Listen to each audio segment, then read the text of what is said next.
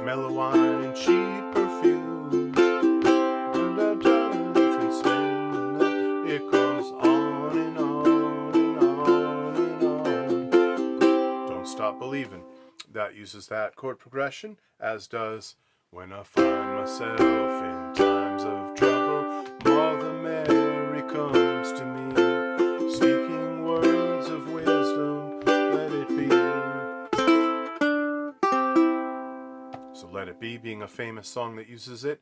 There are millions and millions of others. No Woman, No Cry by Bob Marley certainly uses that. I'm Yours by Jason Mraz, kind of a popular ukulele song that I've taught many, many times over the years. So that is what I call the epic pop chord progression. And one of the best places to see many songs that use that is the Axis of Awesome, their video, which I'll link to down below.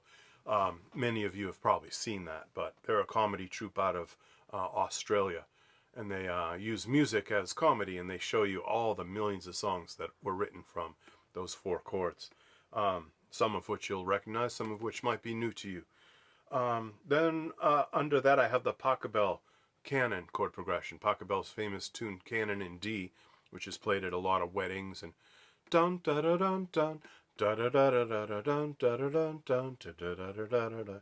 It's a really popular progression for pop songs too. Many songs revolve around it. One of the most famous was a song called Hook by Blues Traveler. And that almost kind of made fun of the fact that you can make so many songs out of this same chord progression. And they talked about it in the lyrics of their song. But anyway, it goes like this. In the key of C, that Pachelbel canon chord progression is going to be C, G, A minor, E minor, and then F, C, F, G. Dun da da dun dun. Dun dun dun dun dun dun dun dun dun dun.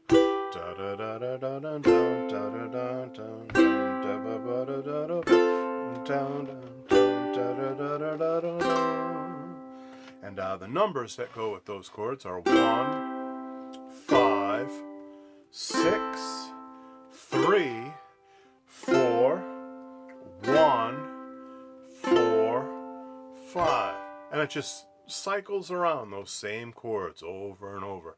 It's just Pachelbel decided to make the melody more and more complex as it went. It starts simple.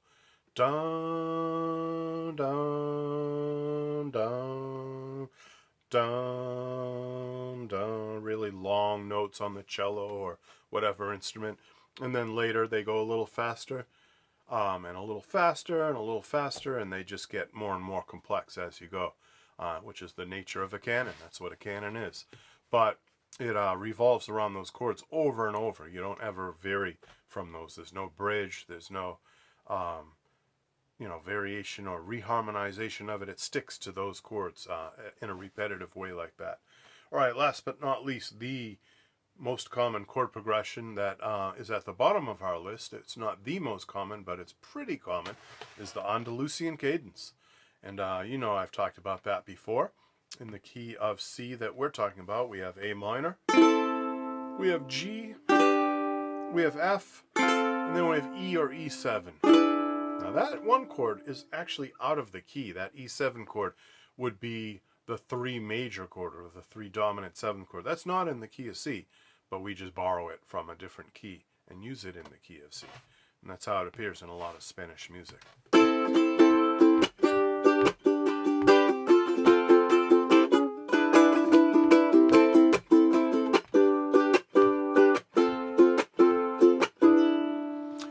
That strum to it, that rumba flamenco strum, it sounds an awful lot like the Gypsy Kings and stuff like that. One place you might have heard it before is One More Cup of Coffee by Bob Dylan from his incredible album Desire, one of my favorite Bob Dylan albums of all time. Every song on that's a winner. And that's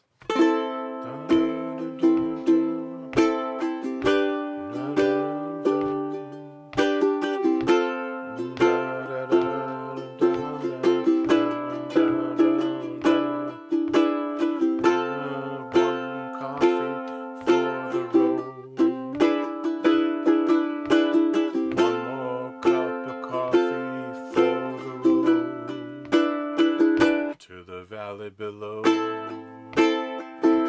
So kind of a slow, lugubrious kind of tempo there. Just takes his time, but that's a really nice song. So the Andalusian Cadence is used in so much music.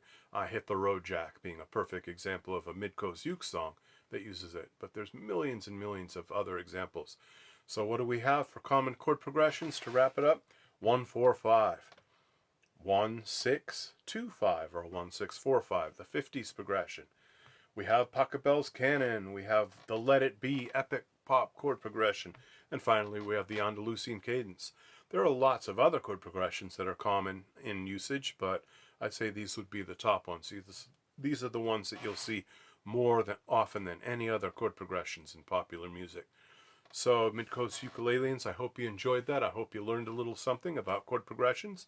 And let me know if you need more information to effectively practice these, or if you want me to write out a sheet of chord progression exercises to work on, I can give you that. So just let me know in the comment section below, or email me, or just holler at me next time I see you at our next jam. All right, Midcoast Ukuleleans, you take care. Bye-bye.